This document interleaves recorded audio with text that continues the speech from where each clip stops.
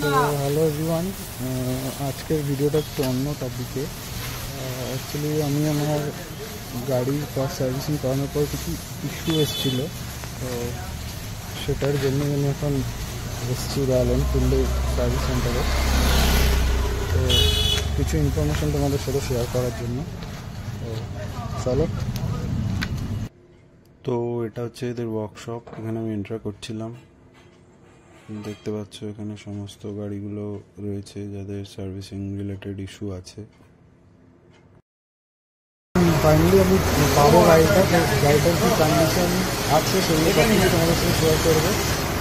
আর আমার খুবই খারাপ এক্সপিরিয়েন্স রয়্যাল এনফিল্ডে, ওদের সার্ভিস এতটা খারাপ হবে আমি এক্সপেক্ট করিনি। সো এখানে আমার গাড়ি রেডি হয়ে চলে এসছে। আমার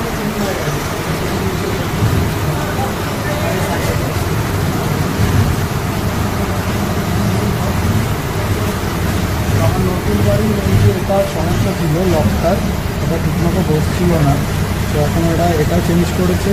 আর যেহেতু লক চেঞ্জ হয়েছে তার সাথে সাথে এটাও চেঞ্জ হয়েছে। আরও ছিল হচ্ছে আমার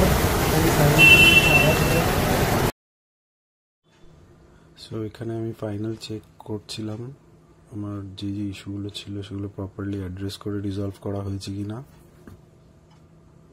দেন আমি এদের ওয়ার্কশপ ম্যানেজারের সাথে মিট করলাম এবং সে আমাকে আস্ক করলো যে আমার যা যা ইস্যু ছিল সেগুলো প্রপারলি অ্যাড্রেস করে সলভ করা হয়েছে কি না।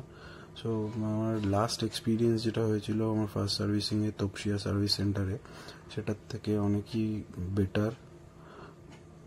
এটা হচ্ছে রুবি আনন্দপুরের নিয়ারবাই সার্ভিস সেন্টার। যারা সাউথ কলকাতায় থাকো তাদের জন্য খুব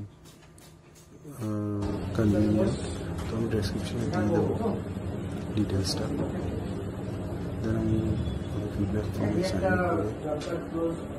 করে গাড়ি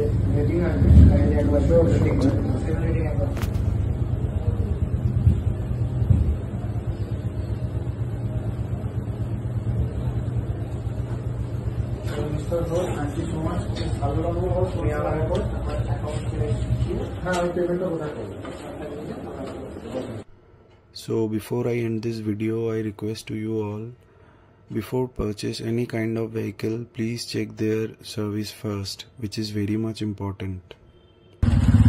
So দেখা হচ্ছে নেক্সট ভিডিওতে। চলো টাটা।